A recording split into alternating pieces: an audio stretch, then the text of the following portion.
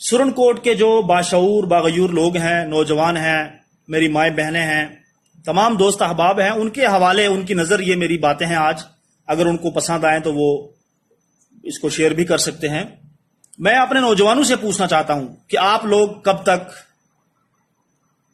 ان لوگوں کے پیچھے گھومتے رہو گے، ان سیاستدانوں کے پیچھے کہ جو کبھی ایک پارٹی میں ہوتے ہیں، کبھی دوسری پارٹی میں ہوتے ہیں مفاد کے لیے. میں آپ کو بتاؤں کہ ہماری سرن کوٹ کی اگر ہم بات کریں تو سرن کوٹ کی لیڈرشپ میں میکسیمم جو ہیں وہ ٹھیکیدار ہیں جو پارٹیوں کو چلاتے ہیں. میں آپ کو مثال دے دوں کہ نیشنل کانفرنس کے اندر کچھ ایسے لوگ تھے، میں نام کسی کا نہیں لینا چاہتا، کہ جب مشتاق بخاری صاحب ایم ایل اے تھے، ایم ایل اے رہے، تو انہوں نے بڑا اچھا وقت ان کے ساتھ گزارا، اپنی کوٹھیاں بنائیں، ٹھیکیدار بن گئے، مشینری خریدی، بہت کچھ کیا، سرمایہ بنایا، شہرت حاصل کی. جب سید مشتاق بخاری صاحب ایم ایل اے نہ بن سکے، 2 بار وہ ہار گئے، اس کے بعد انہی لوگوں نے دوسرے سٹیج سنبھال لیے اور وہاں سے جا کر وہ زندہ باد کے نعرے لگانے لگے، وہ کسی بھی پارٹی میں گئے ہوں.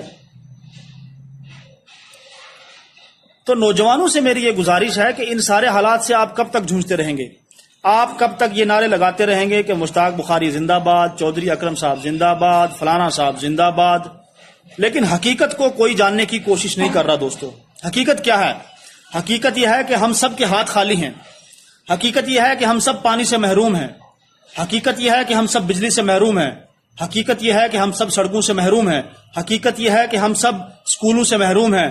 حقیقت یہ ہے کہ ہم سب ایجوکیشن سے محروم ہیں. حقیقت یہ ہے کہ ہمارے ضلع پونچھ کے اندر، تحصیل سرن کوٹ کے اندر ایجوکیشن کا جنازہ نکلا ہوا ہے. کہیں پر اسکول ہے تو اساتذہ نہیں ہیں، کہیں پر اساتذہ ہیں تو اسکول نہیں ہیں. مجھے اچھی طرح